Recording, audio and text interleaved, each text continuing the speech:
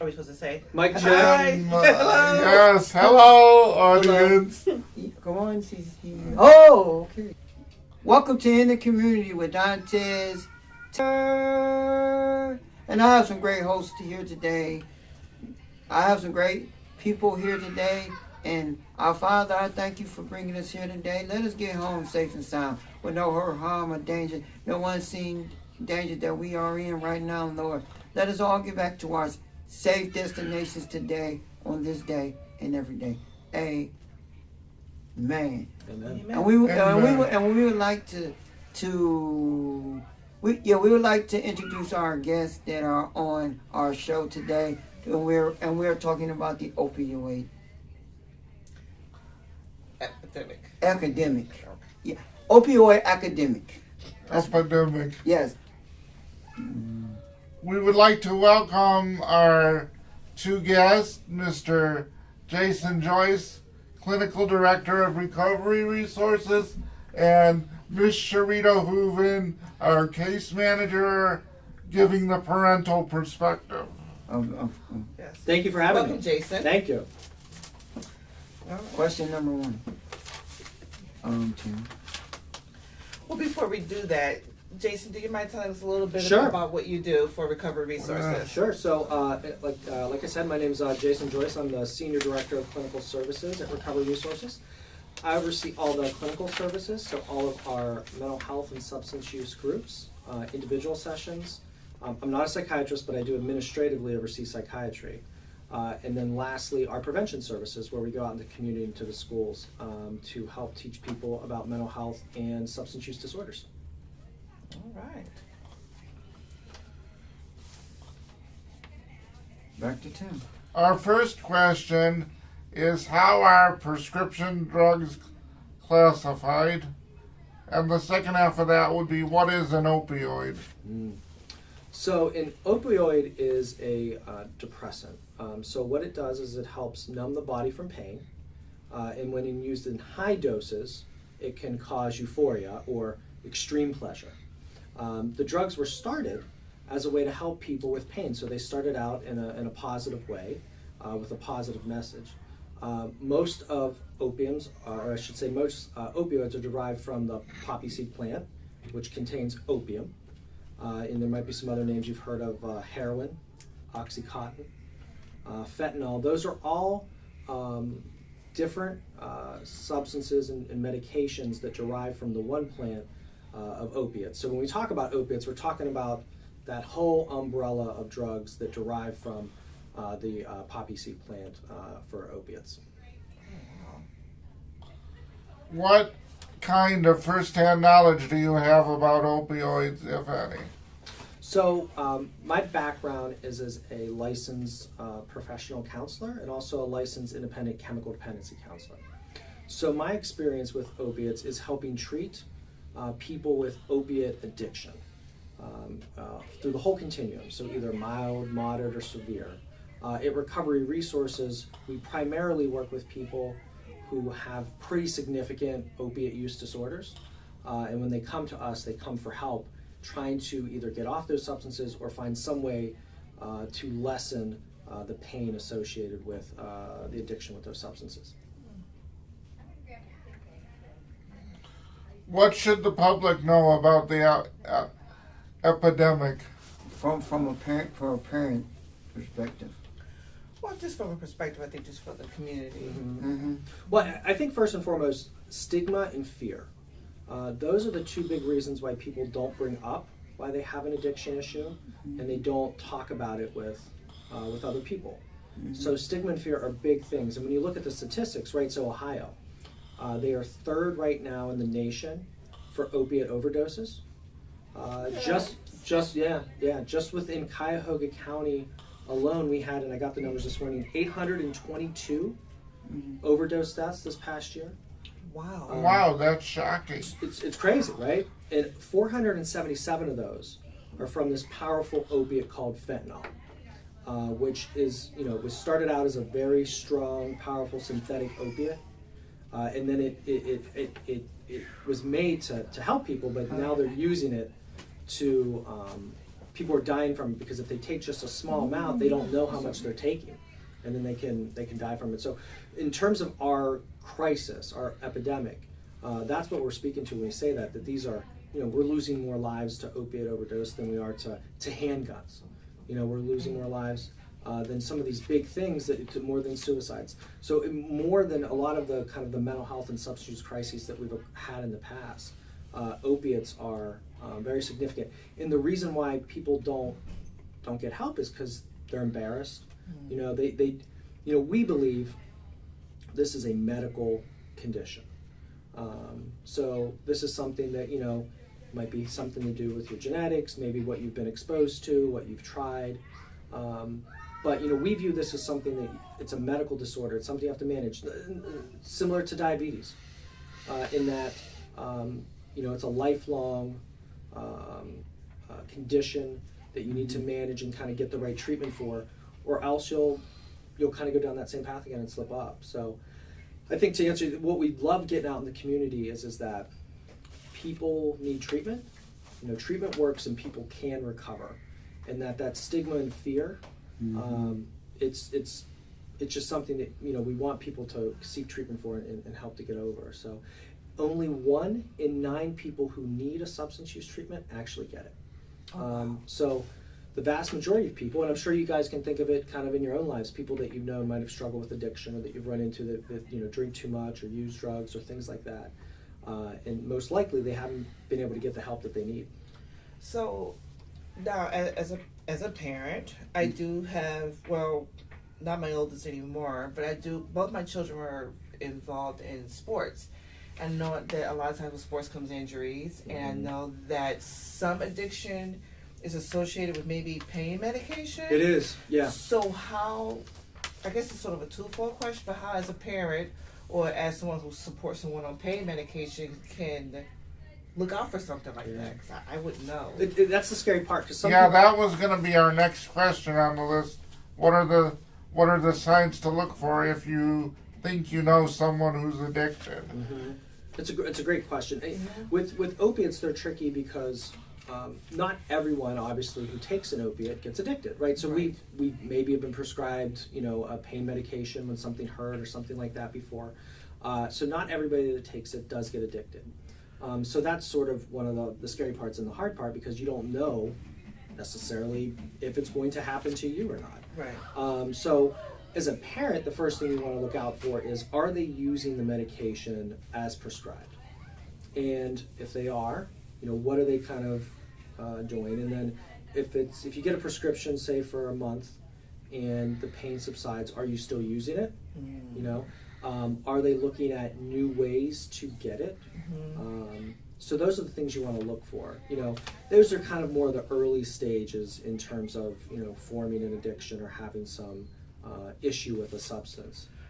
Is another quick question: can they offer an alternative to, instead of something strong like a medicine that has an opioid base? I guess they could. I mean, there's definitely you're 100% right. I mean, there are varying levels Yeah. of opiates. So they go from less intense, where you think of maybe like Tylenol with codeine. Yes. Which would be a less intensive, all the way up to fentanyl and Oxycontin and Yeah. things that are more intensive. So, yes, the issue is that you kind of have this balance, right? And doctors struggle with this as well, and that's what the doctors are kind of going through now.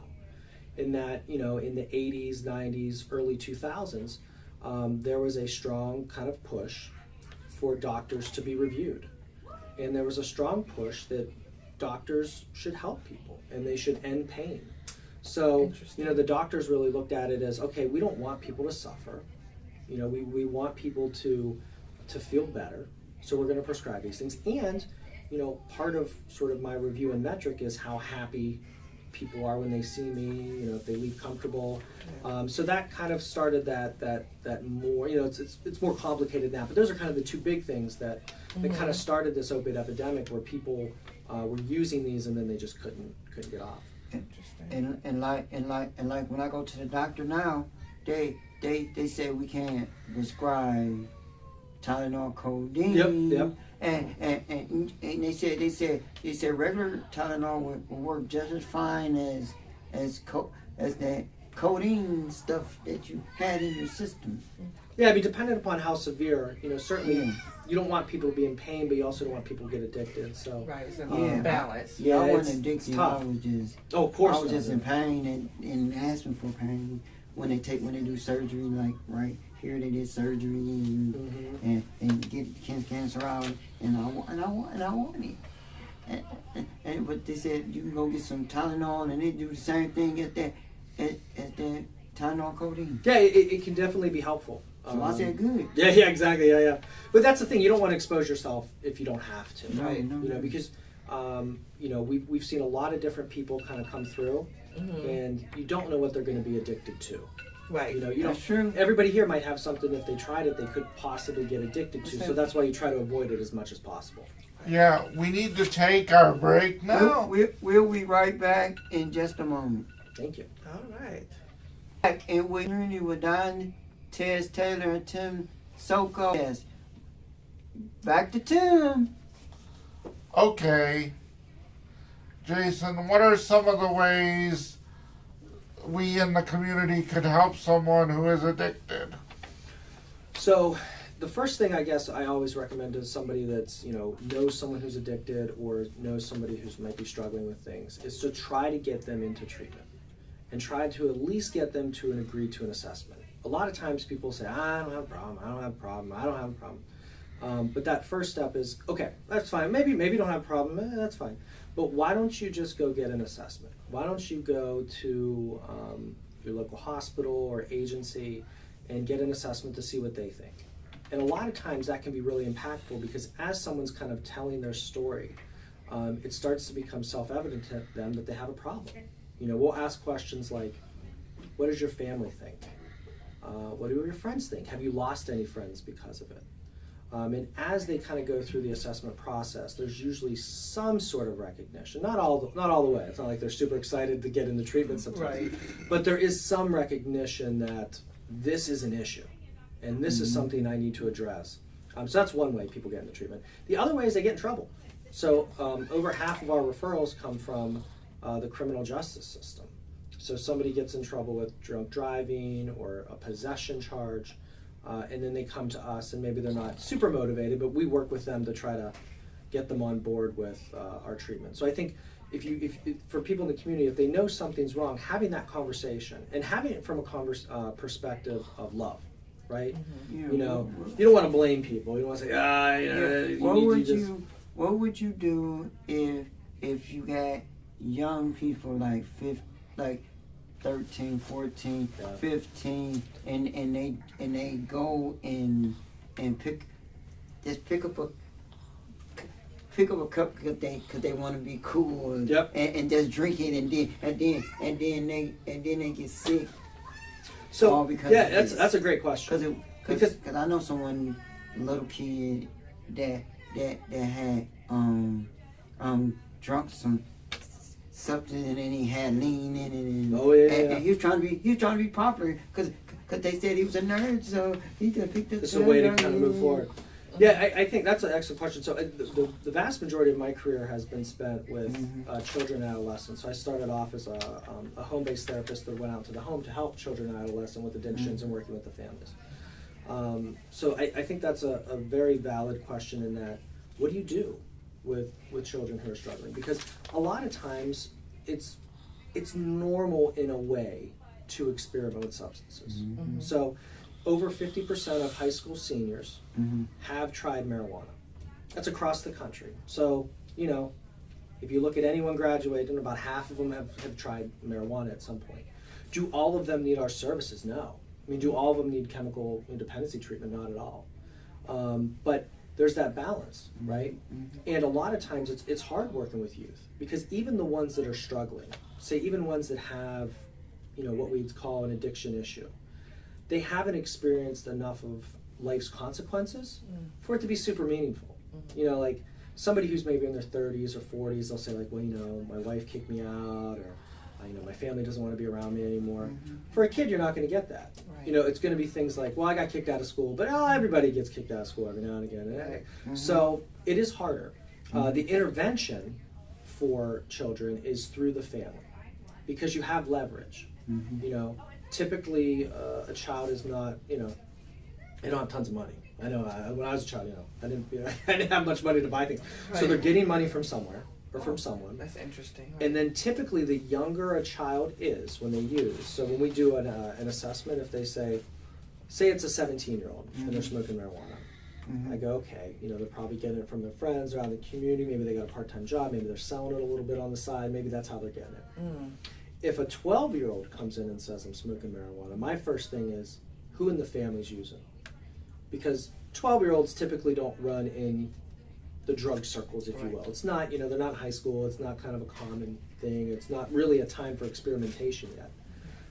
So there's a lot of factors that go into, and I'm glad you asked that question about children and family because it is so tricky. There's a lot of questions that go into how do you treat a child, how do you treat an adolescent. So real quickly, so then is recovery resource? Yep, cover resources. Okay, recovery resources. So then initially, someone would probably come in for an assessment, Correct. and then once that they have The the next step assessment, from there? yes. So when somebody comes in for assessment, they get a full assessment. Typically lasts about an hour and a half. So it's going to be questions about, you know, all kind of their major life domains, you know, things that they do. If somebody needs services, then we look at the level of care. So level of care goes along kind of a huge continuum. One being kind of lower level outpatient, meaning maybe you meet with a therapist once a week, all the way up to residential, where you have to stay somewhere to get sober because you need limited access to drugs. In recovery resources, what we just do community-based work. So we do outpatient level. So what you think of as once a week, talk with a therapist, all the way up to partial hospitalization. So that's up to 20 hours a week of groups, talking with individual therapists, and then working with psychiatrists. And psychiatrists are doctors who can prescribe psychiatric prescriptions. And from a parent's perspective, what would you tell the kids out there from a parent perspective? Well, I think it would be based on where I can get information. I mean, I would go to a place like Recovery Resources and then find out what information is out there so that I can pass along to my children to educate them about using drugs and the epidemic, or or follow what's happening maybe in the high schools and Yep. sort of be aware. I think sometimes you have to be aware, you have to be involved, and just kind of know what's going on. And then if something like that does affect my family, then I would know where to go or go seek help. Or you guys would sort of, refer me someplace else if needed. So yeah. I'm glad you brought that up, because when we talk about children a lot and their exposure, we talk about prevention, right? Yes. So prevention's a huge word. Like we go into the schools, we talk to kids, this, that, and the other. I don't know if any of you remember, but probably 20, 30 years ago, there was a program called DARE. Yes. Yeah, I remember that. Yeah. Because I was in it. Yeah, I was in it too. So the police officer come to the school and they talk to you about how bad drugs are, this, that, and the other. What they found long term is that program was not super successful, at least the way it was implemented. And it was because, and if you think about it, it makes sense, right? Somebody who's using pretty much has heard somewhere before that using drugs is not great, but they still did it, right? So it's not a matter of education. So what we really try to do with prevention and what prevention agencies try to do it's not about just telling somebody substances are wrong. It's about linking them to positive activities. Yes. So making sure, so we know that people are more at risk if there's troubles with their family. We know people are more at risk if they don't have friends, because as you mentioned earlier, it's an easy way to make friends, right? You can just go right there and make friends easily. So we really try to put those protective factors around the child so that they don't get exposed to, or what I should say, because they're going to get exposed. When they get exposed to substances, they can say no, not because they know it's bad, but because they have so many other good things going on in their life. Right. Yeah. So you're saying basically that just saying don't do drugs is not enough anymore. No, yeah, It's just putting because everybody knows right, it's bad. Right. Yeah, Right. just doing it the Nancy Reagan way Yeah, won't work. exactly. It didn't work right. Exactly Both right. Were they there in the 80s? But it is. It's just like you said. With positive behaviors or positive things in their life. Yeah. Yeah. If you think about your own life, right? I mean, when you get up and kind of do something, you're thinking about, okay, I'm excited about doing this today, or I'm excited about doing that, and this is what I'm interested in. And if you don't have that, for a lot of people, drugs fill that void. Right. So I think it's it's about getting people active. It's about getting people excited and passionate about a project or something in their life. It's interesting. I like that. I like that better than saying just no. Yeah. Because in this day and age, it's not good No. enough. Yeah. Mhm. Tim, next question. Where can you go in the community to find support groups? So it depends on, I guess, which support groups you're looking for. So there's certainly family support groups in the community. There's a natural network, through AA, Alcoholics Anonymous, Al-Anon for families. There's also the behavioral health agencies, so Recovery Resources being one, but we're just one of many kind of in the area where people can get support and reach out. I think making that first connection, so it's funny, as soon as somebody makes that first connection, they're way more likely to, less likely, I should say, to go to the emergency room after that. And that's just one visit. Just getting that first link, then people know. And I'm sure you can think of it in your own lives that it's scary sometimes trying something new. And if you have someone to help you make that first link, that first connection, that warm handoff, then you're way more likely to be successful. That's true. Because it's hard, right? I mean, it's hard to do something. I don't Yeah. want to change. Right. No, It's hard. It's work. It is. And I think it's also hard to say, "Hey, I need help," Nope. and It's a big thing to to make admit. changes in your life. I'm sure. Yeah, we got to difficult. make sure that we link ourselves to the community and find them resources out there. And if you're looking for resources, call 211, and they have all kinds of health things out there for the community to find, to learn about, and they can teach you something. You can find stuff that you never heard of. Yes. Yeah, 211 is amazing. You call that number and you talk about what you're going through, you can go right through it. It's a good resource. That's right. It's resources for health, everything. Could you maybe share, Jason, a positive story of someone who went through recovery quickly? Sure. I won't say quickly because it is. Or No. I'm Yeah. glad you asked it that way because it I guess it allows me to hit home that recovery is ongoing and lifelong. So once you have a substance use issue, it's not as if say you had a problem with alcohol and you stopped drinking for 3 years. If you start drinking again, more likely than not, you're going to get right back to where you were. So this is something that's lifelong that you really have to kind of maintain. Yes, I mean, we have multiple people every day. I can think specifically from my time being a therapist, was working with children.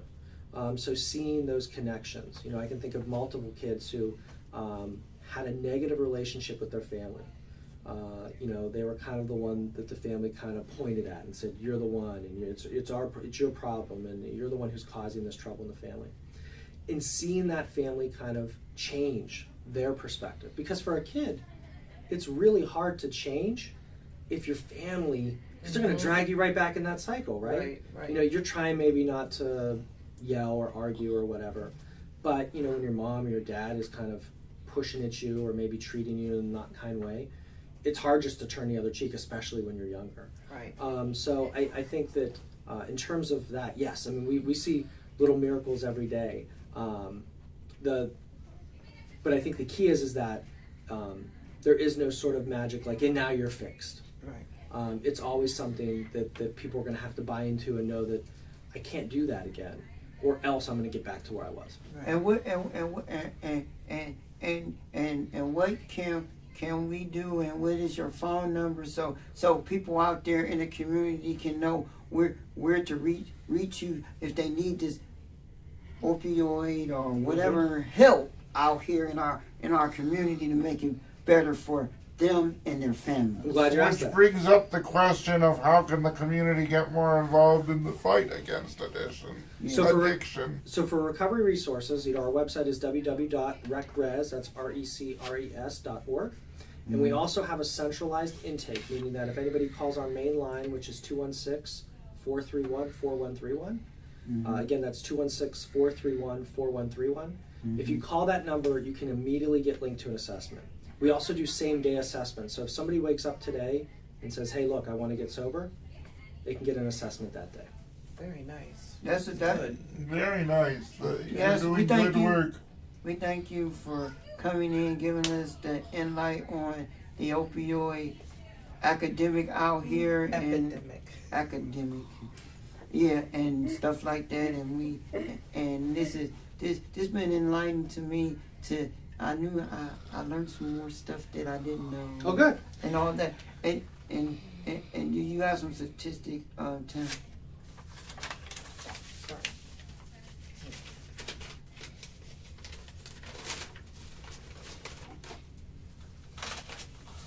Well, as Jason was saying, of a record-breaking about 727 fatal drug overdoses in 2017, 492 were from fentanyl and opioid used as pain medication, and 191 were from carfentanil, a derivative of fentanyl, which is about 100 times more potent.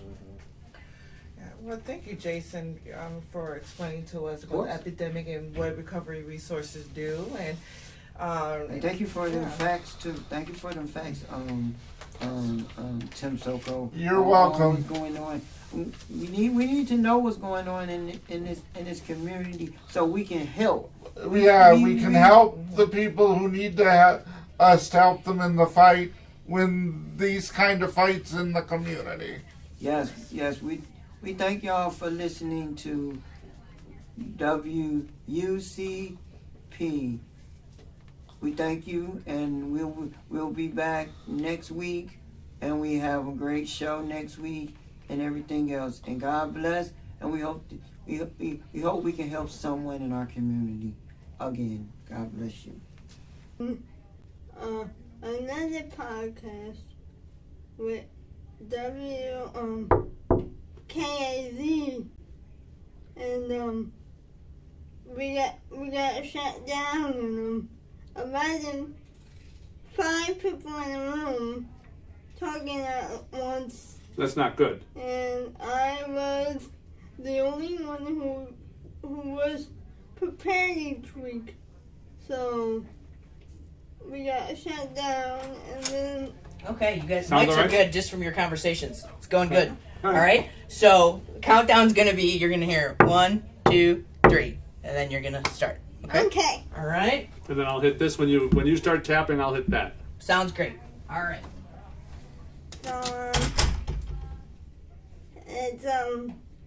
It's one of my passions, and yesterday and today, what about when I'm here with Tom Livingston from Channel 5, and he's the videographer. Now, if you don't know what a videographer is, then basically we take all the video That's correct.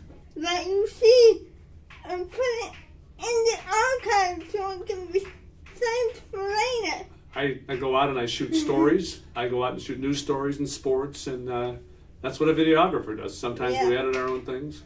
Now, Tom's here for me because I'm a cartoon lover, but we're going to talk about game shows first. The game shows that I remember are The Price is Right, now hosted by Drew Carey. Correct. But it used to be hosted by Bob Barker Correct. in the 90s, and then it went to who did it go to after? Well, that? after Bob Barker, it was Drew Carey. But The Price is Right has been on since the 70s. Correct. Right? 1972, I believe it went Yeah. on fall of 1972. Yeah, and the original host is, I forgot his name. Bill Cullen. Bill Cullen actually hosted it in the 50s. Yeah. Bill Cullen was he was the master of game shows. Bill Cullen hosted just about everything. Bill Cullen and Dick Clark. Dick Clark was the host. Yeah, he hosted Pyramid. He hosted $20,000 or $10,000 Pyramid. Yeah. and- Now hosted by I don't know the lady's name because I don't watch it. and I don't know who's hosting Pyramid now. It might be. Is it Michael Strahan? I might be hosting Pyramid now on ABC. Yeah.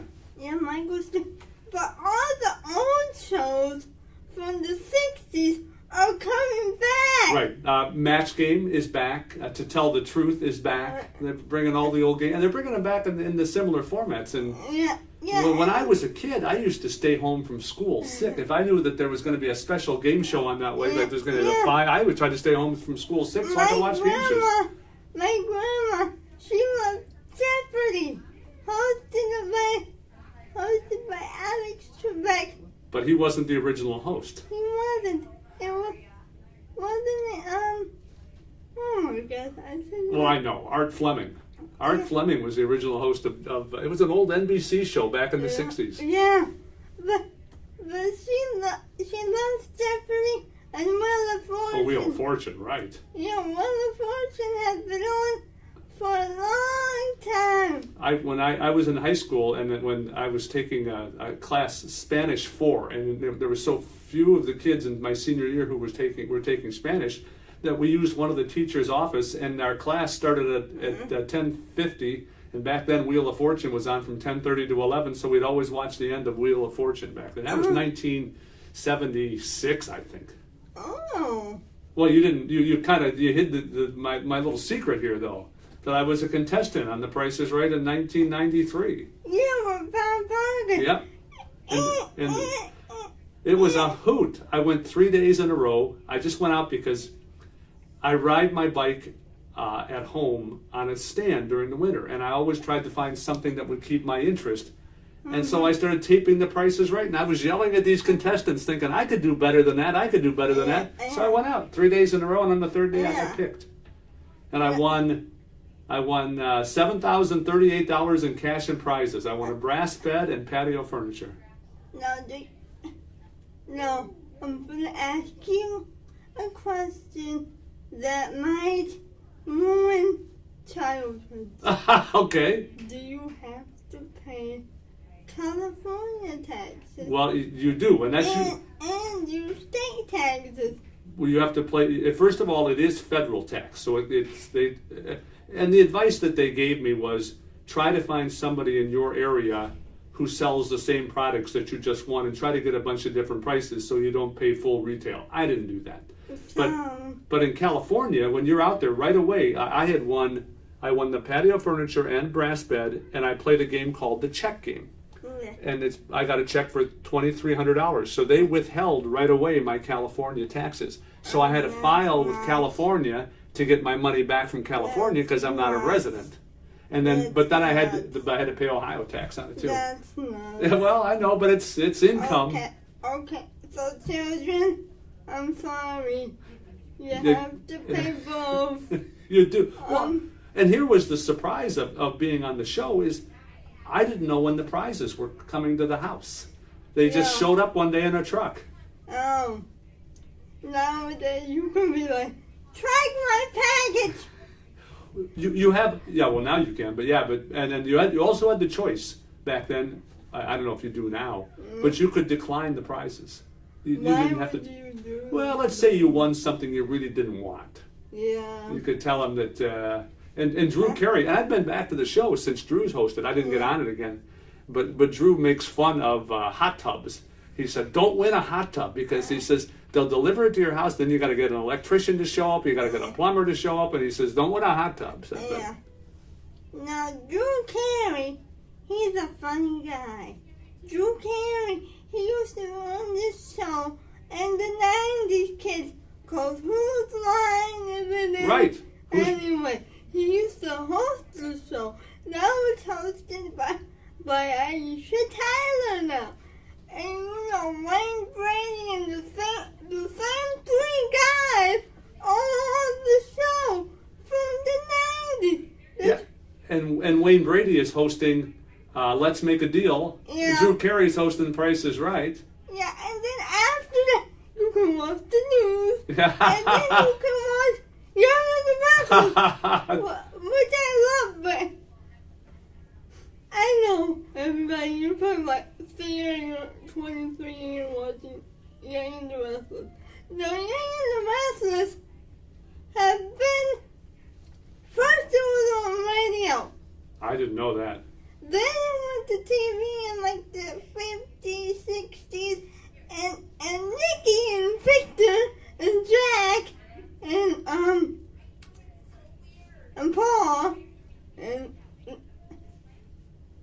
Neil are the original cast of Young and the Restless.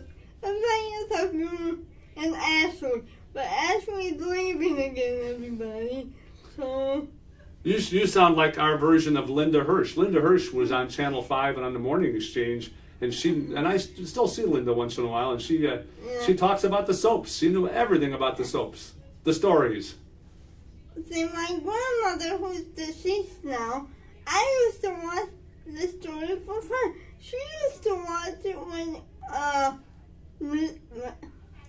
Miss Chancellor was on. Now, Miss Chancellor died recently. If you don't remember who Miss Chancellor is, Miss Chancellor was the lady who had the scarf over her face because she got burned, but they didn't reveal that until later seasons. You're on a category I know nothing about. I'm not a soap person. Okay, now let's talk about Steven Spielberg. Steven Spielberg, he's a great director. He's directed one of the great, he's directed a lot of movies, but he does a lot of TV now. So, he did the Animaniacs in the 90s, and the Animaniacs starred voice actors Ron Paulson as Yakko, Jesse Hummel as Michael, and Trace McNeil as Dad. But if you remember, those were Saturday morning cartoons, just like what Sonic the Hedgehog, voiced by Joel White from Family Matters. Now, I didn't know that. In the 90s. Yes, sir. I know my stuff. Well, what voice did Trace McNeil do on Simpsons? Trace McNeil, she did over 20 voices on Simpsons. Because they repeat voices Right. a lot. Nancy Cartwright, who did Bart Simpson, replaced Christine Cavanaugh for the Right for Chucky Fenster from season 8 till the end of Margaret, and she did Chucky for the spin-off All Grown Up. Sadly, Christine Cavanaugh died in 2015 around Christmas of natural causes. I literally cried. Aww. Because that means my favorite voice character died. She was your favorite? Okay. I'm gonna keep talking. So, we're gonna talk about SpongeBob. Now, Tom, how do you feel about SpongeBob? I always felt that poor Patrick. Yeah. Patrick always just seemed to be along for the ride. Yeah. Bill Fagerbakke, who was in the old Disney movie called Wrapped. He plays the mummy. Have you ever seen that movie? No, It's a good movie. He was the mummy in that movie. Did you ever see who he was, or was he always wrapped up? He was always wrapped up. Yeah. SpongeBob started in 1999. I remember the promo. The promo was a sponge who lives under the sea. Okay. So we're like, is it an aquatic sponge? Because you know there's aquatic sponges. Right. Fun fact, aquatic sponges do not have any sexual orientation. I didn't know that either. and apparently they're new test sponges. Do you know SpongeBob is technically 28 years old? Now, how do you know this? Because in one episode, he showed his driver's license. And it says his birth year, if I don't, wait, I'm trying to do the math here. I'm 23, that's 88. He was born in 1988. And he still doesn't have a driver's license. Now let's talk about the disgrace. Well, I wanted to tell you one thing about SpongeBob. Yeah. I was at Disney for a Halloween party. I go dressed up as Bob Barker, by the way. I go to a Halloween party dressed. I have this gray hair. But Yeah. we were standing watching fireworks, and we saw a kid dressed up as SpongeBob. Yeah. And then we saw somebody next to him, and we said, "Who are you?" He says, "I'm Patrick." And he looked all disappointed because his brother got to be SpongeBob, and he was Patrick. Now let's talk about the disgrace that is television today. Well, and because I've had so much life, I'm going to be 60 here in November. Yeah. I've seen how things have come and gone, and how Yeah. how cycles happen and don't happen, and there's just so many choices now for television, and everybody wants to Yeah. have the attention of the viewer, and there's so many, from Netflix and Hulu and everything else, right? And then you have all the cable stations, Yeah. and you have the networks, and everybody wants the audience, and. But they're not being creative, Tom. You know what? A show that surprised me for how well it does, and how interesting and how funny it is a show called The Goldbergs. Oh, that is a good show. Yeah, I because I work evenings, I don't get to see a lot of prime time, Yeah. but I do get to see The Goldbergs, and now it's in syndication. Yeah. And then also a show called The Middle. Just were very clever and funny shows. Yeah, The Middle discontinued. Right. It had its final season 2 years ago, Hmm. actually. A show that is still on, thanks to beautiful writer Shonda Rhimes, is Grey's Anatomy. Right. Grey's How many seasons is this? 15. I was going to say 18. I didn't know it would. I watched it when I was younger because I used to watch with George Clooney. Uh-huh. Now George Clooney is an acting mogul now, but I know kids remember like, what's ER? Right. ER is great, and then it's Grey's Anatomy. But it's the earlier version of Grey's Anatomy. I wanted to go back and touch on one thing. What? We were talking about The Middle. Yeah. Well, Patricia Heaton was one of the stars of The Middle. Yeah. And she was also in Everybody Loves Raymond. Yeah. And she was also a film editor at Channel 5 back in the 70s. Oh my goodness. Her father was a sports writer, and she got a Oh job my at Channel God. 5, and so Oh she my- was here in Bay Village a few years ago for an event for Bay Arts, and I got to meet her, and I got to interview her there. Oh my And goodness. I said, "I hear you were an intern at Channel 5." She says, "I wasn't an intern. I was a paid videotape editor." And she said, "That was when I knew I didn't want to do this for a living." And that's that's how her career started. Fun fact, you're 60. So I'm going to ask you a question, and you're going to be like, oh yeah, I remember this show. Inspector Gadget. Oh yeah, Go Gadget arms. Look, I'm tall. Everybody says I have Go Gadget arms. Go Gadget poker stick. Anyway, Queen Summers will fight Winifred on a different world with Penny. And Oh, is it really? The voice of Penny? yeah, and she was only 13, and her father was Dr. Claw. Well, who was was Don Adams the voice of Inspector Gadget? Do you know? Yes, he was. because that was kind of a takeoff of his Get Smart character from the 60s. Yes, he was. And now they redid it on Netflix.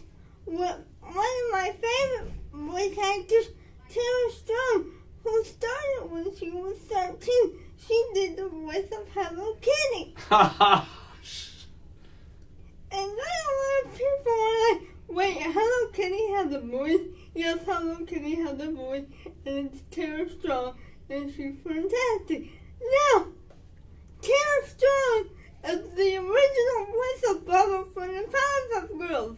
Have you seen the Powerpuff Girls? A little bit. That wasn't one of my go-to shows. No, the Powerpuff Girls got remade in 2016 with different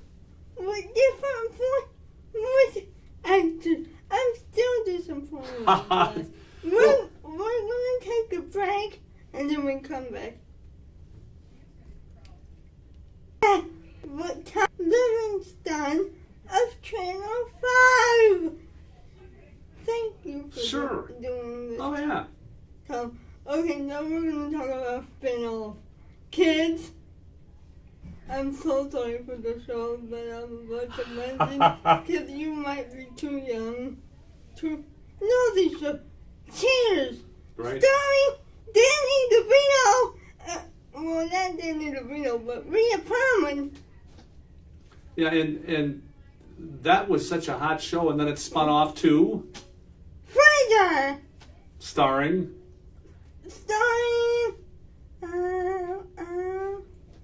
His last name is Graham.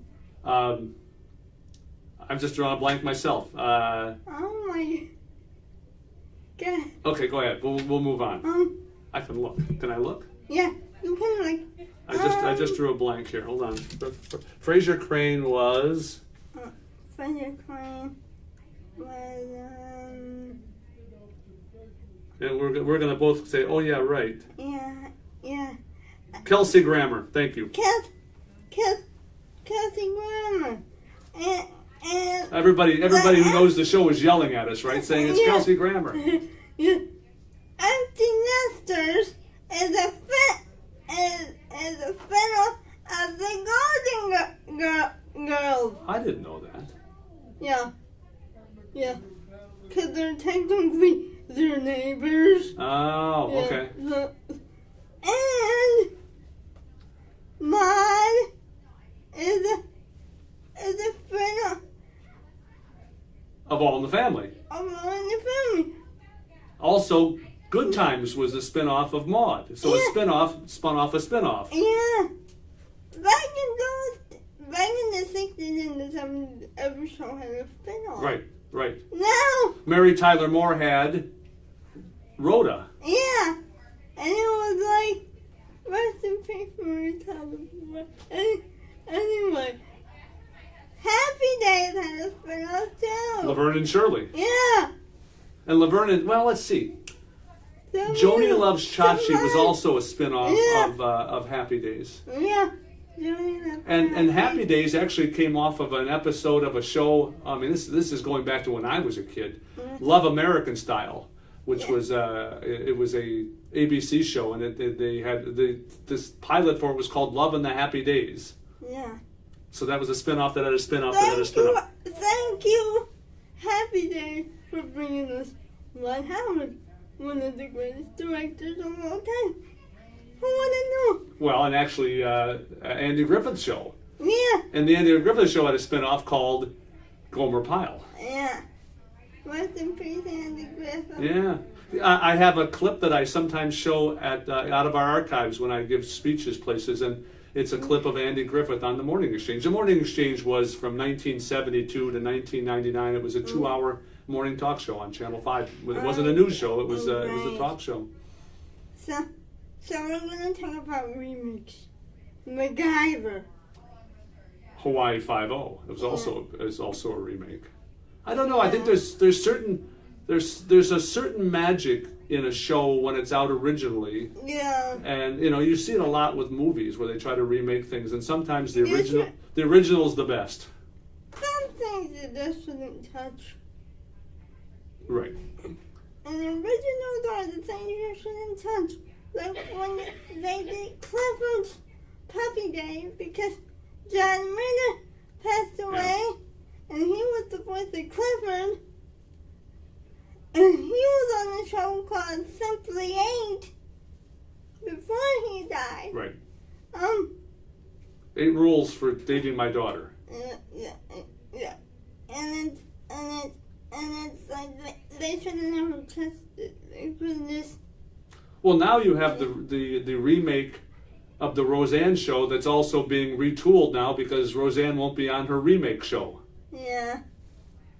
We're not going to talk about that. That's for another show. So Tom, once again, thank you for coming. Sure. This My was, pleasure. This was great because I had another TV lover in the room. Usually it's just me going off about how TV sites nowadays and how the decades of 79 to 2009 were the decades of television. Because I used to watch Little House on the Prairie with Melissa Gilbert and her sister Sarah Gilbert, and like those were shows. Those were actually entertaining. And there are still channels that show some of the old shows, and so that's where I spend some of my time just watching some of the old days. Hallmark! And then there's MeTV, there's Antenna TV, there's some of the old over-the-air channels that are run on side channels. So, yeah, I still watch Hogan's Heroes, I still watch Columbo, I still watch The Munsters. Yeah, Columbo's great. Yeah. I also like Wonder Woman! I even get a little entertainment here. Huh? I got a little Wonder Woman song. Well, Linda Carter! Linda Carter, right? Who didn't make a cameo in the movie. And she should have made a cameo. But we're not going to talk about it. And they're redoing Mary Poppins. It's called Mary Poppins Returns. And Dick Van Dyke is making a cameo. Oh, is he? That's the very first movie I ever saw in a theater as a child. There's a theater in Rocky River that's no longer there, and that was the first time I ever went to a movie. It was to see Mary Poppins in 1960, whatever, yeah. With Julie Andrews. Yeah. I love Julie. Well, thank you, Tom. Sure, my pleasure. We don't have any more time because Amy found it, and they're like, CC, wrap it up. We gotta go. Okay, so thank you, Tom. My pleasure. Come back if you can. Okay. We'll continue the conversation. Goodbye, everybody. And please support WUCP. That's our station name, if you can. Show somebody an episode. Put it on Facebook somewhere. We're on